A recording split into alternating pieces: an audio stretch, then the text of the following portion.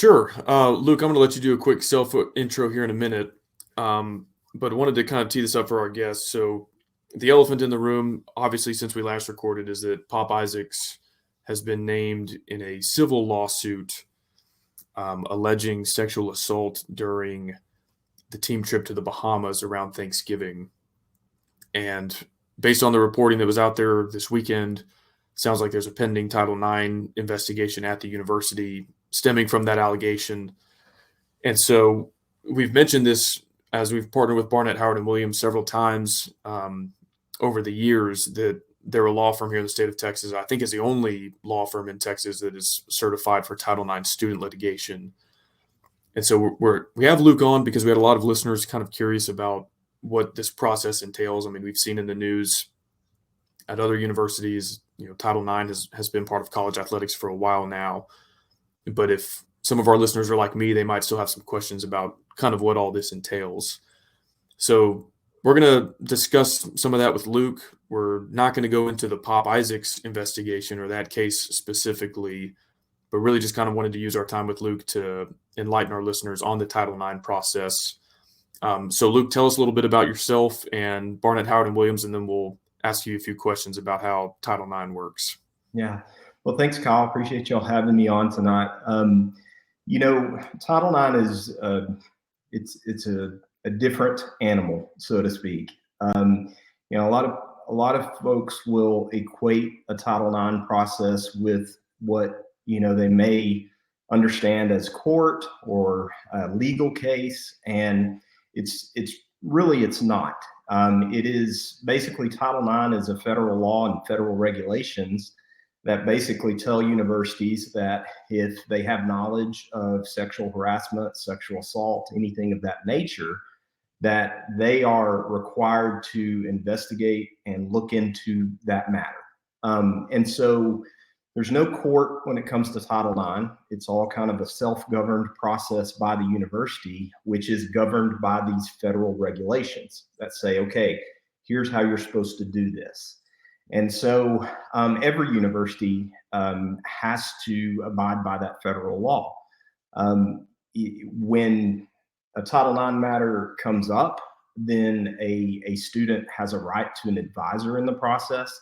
That's kind of where I come into play on these cases. I've handled Title IX matters at pretty much every major university across the state of Texas, and some universities I'd never even heard of until I actually got the Title IX case. So, I mean, whether it's a massive university or just the smallest university in Texas, they're all required to pursue these Title IX matters this way.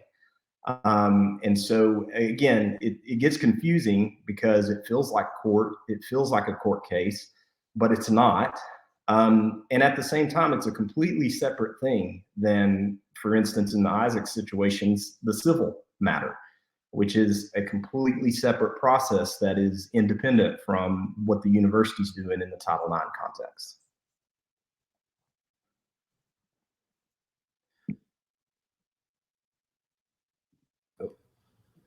Did you lose me? Sorry. No, I've got you. Sorry, it froze for a second here, but No problem. it sounds like in the Isaacs case, and again, don't want to ask you to go into too much detail with that one specifically, but it sounds like based on the reporting that was out there, the family of the alleged victim made the initial complaint to Coach McCasland, who then reported it to Kirby Hocutt and other university officials. What are is that the most common way that at least when it comes to student athletes, is that the most common reporting mechanism? Can an alleged victim go directly to a Title IX office? Like, how does this process usually begin at a university? Yeah, I mean, it can begin in a number of ways.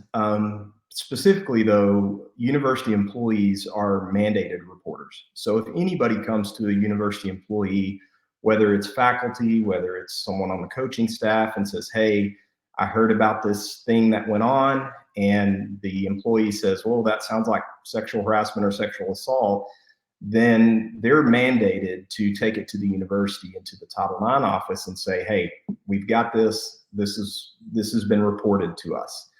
And so it can come in either via directly from the complainant in a matter or from anyone else. And I think the unique situation, and let me also preface all of this by saying I don't have any inside knowledge about the Pop Isaacs situation. I don't know anything. You guys probably know more about it than I do. But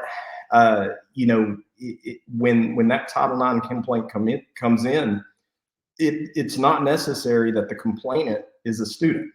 It just relates, and a lot of times the way I describe this is the university's Title IX policy is kind of like a code of conduct. And so basically the student is there under this sexual misconduct policy.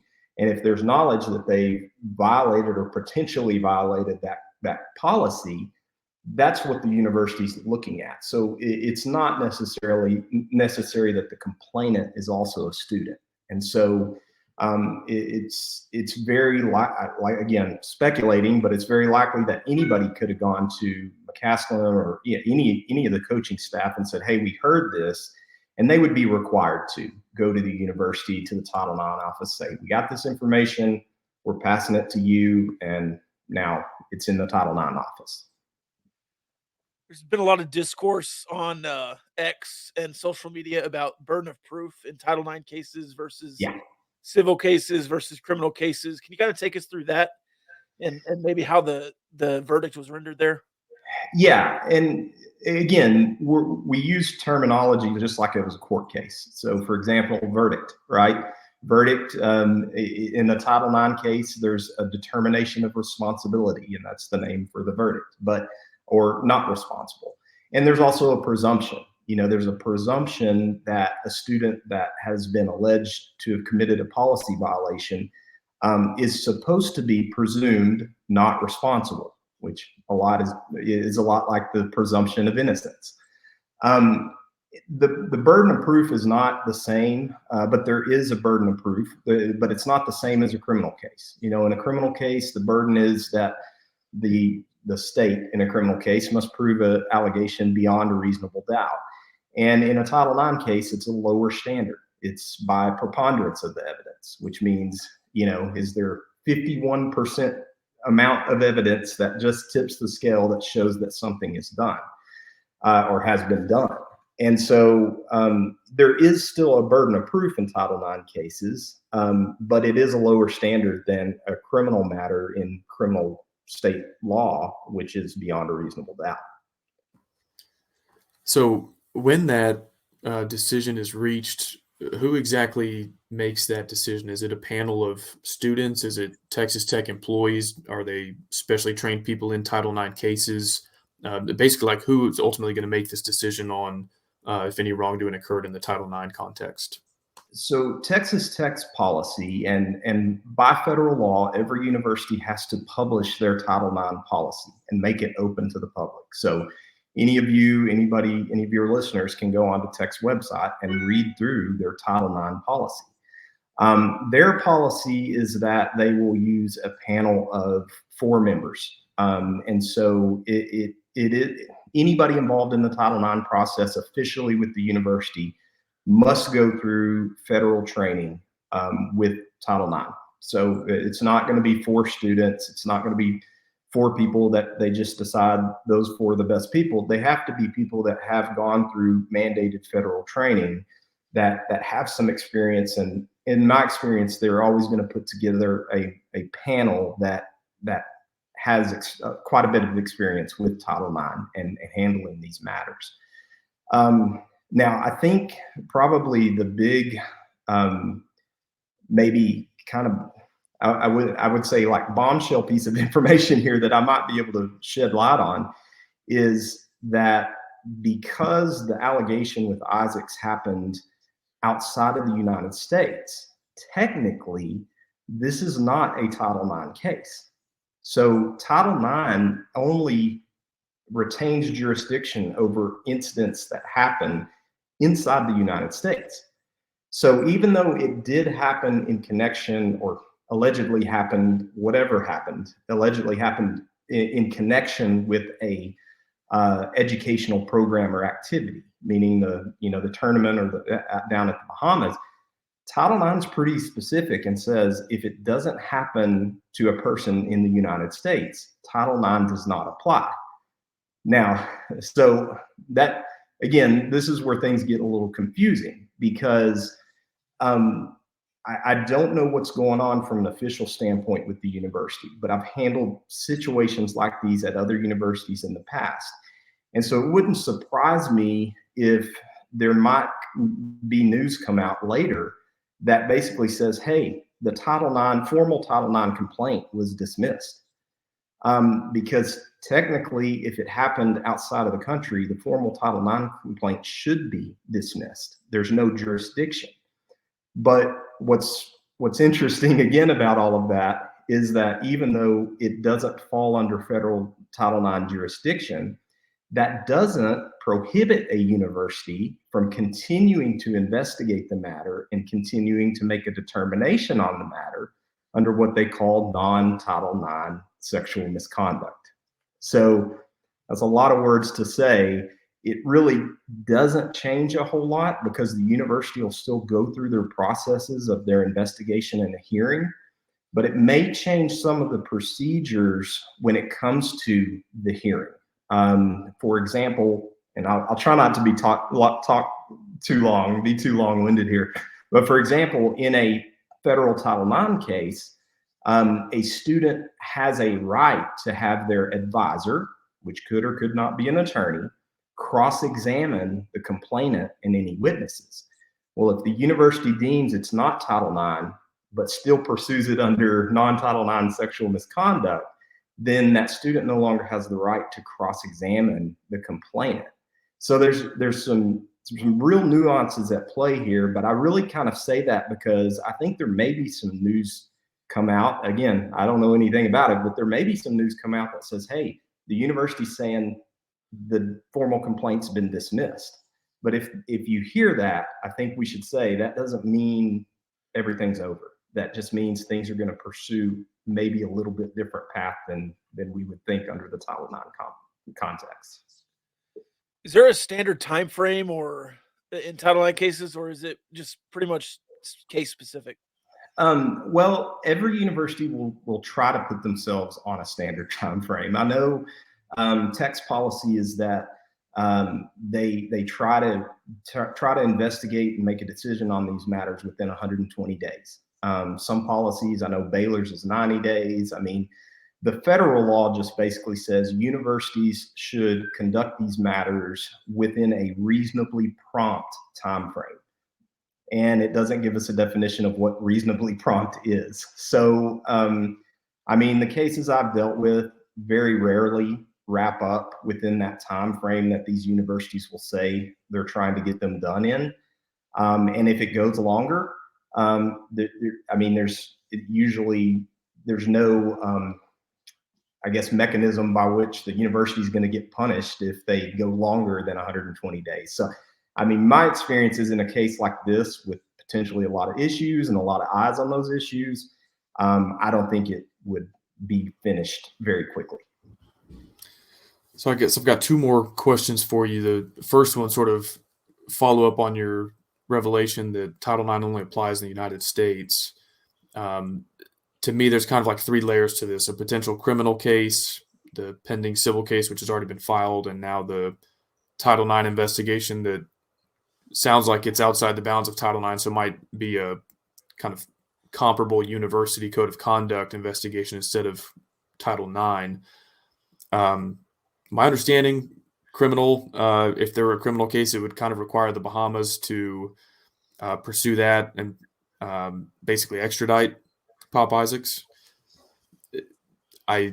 You can tell me what my amateur legal opinion is here, but I would say that because he's a resident of the United States, doesn't travel to the Bahamas frequently, I would guess they would say this doesn't present a safety issue to our residents, so we're not going to pursue this. So it seems like probably the civil case is as high as this will get. How do civil cases work when, like, the complaint is made in a jurisdiction not only different than where the alleged incident occurred, but in a different country from where the incident occurred? In general, civil jurisdiction is going to come down to either A, where the incident allegedly occurred, or B, where the parties reside, and primarily where the defendant in a civil case resides. So I do think jurisdiction could be established and proper in the venue where Pop is currently residing. And I think that's my understanding, is that the cases or the suit's been filed in Lovell County, but I don't know that for sure. But I do think that can still proceed from a civil standpoint as far as jurisdiction goes.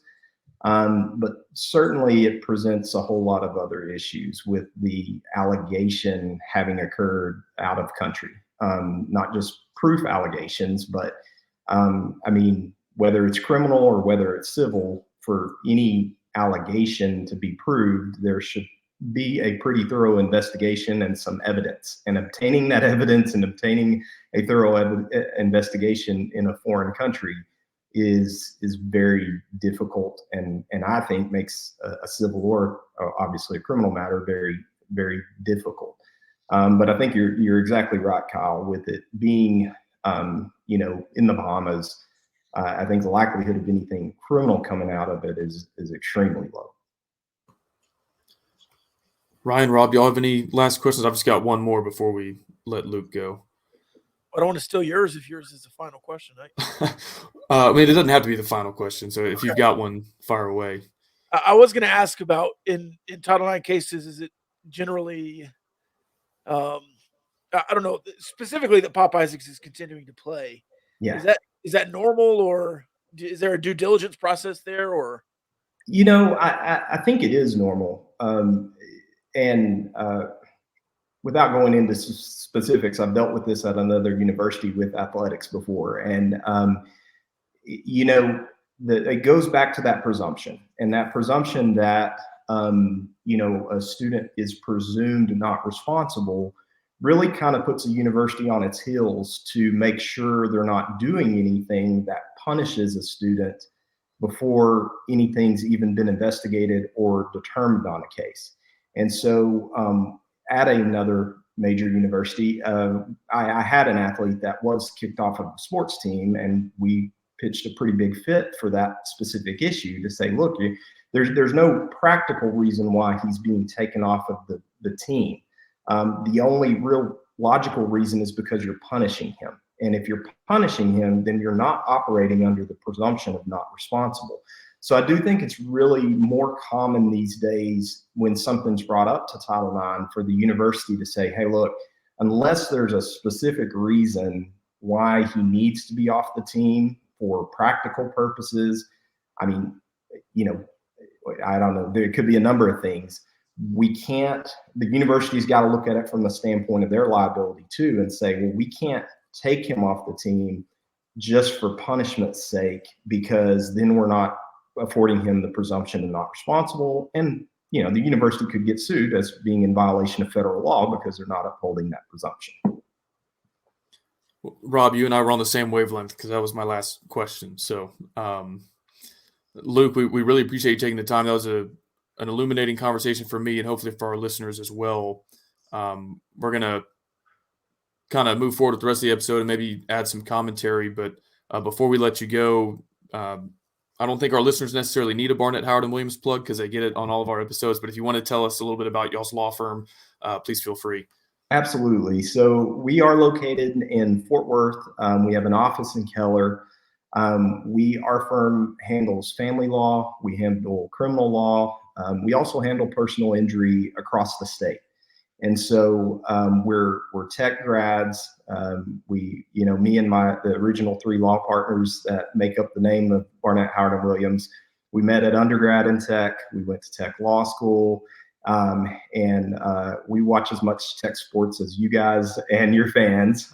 But we also, really do our best to help out anybody in a tough situation. My kind of focus, and especially over the last few years, has been Title IX. And so, I've really enjoyed working with students in matters that really are hard to navigate a lot of times with these types of issues that are very sensitive. But our firm in general, we are a small firm. We handle a lot of cases, but we are a small firm. that really prides ourselves on our communication with our clients and our personal communication, open communication, not being kind of one of these big corporate law firms. You're not going to see me carrying a hammer on TV or anything like that. My representation, I take very personally, and each of my partners do as well. And so we'd be happy to help anybody that calls our number and picks up the phone for help. So I lied a little bit. We do have one more question for you that just reminded me of. It was actually submitted via our listener mailbag, and they wanted to know that if you were like one of those personal injury lawyers that's always on TV, what would your nickname be, and what would your shtick be in the commercial? I have no idea. That's so foreign to me to be that kind of lawyer. So I'm sorry, I have no idea. I'm from Post, so your listeners probably have got a speeding ticket in Post before, driving from Lubbock to either Houston or Dallas or somewhere else. So I would want to say like the fearsome antelope for the Post antelopes, but our mascot was never very fearsome, but still great mascot. One of the two antelopes in West Texas. So judging on the wall behind you, you could be the hunter or something. Yeah. I've got an antelope mounted upstairs. So well, that was Luke Williams, the Antelope of Justice, joining us here on the Gamblin Gauchos. Luke, seriously, thank you for your time. That was a really great conversation, and we appreciate not only you joining us, but everything Barnett, Howard, and Williams has done for this podcast. And hope you have a good rest of your evening. Thanks, guys. Love the show and keep up the good work. Thanks, Luke. Thank you.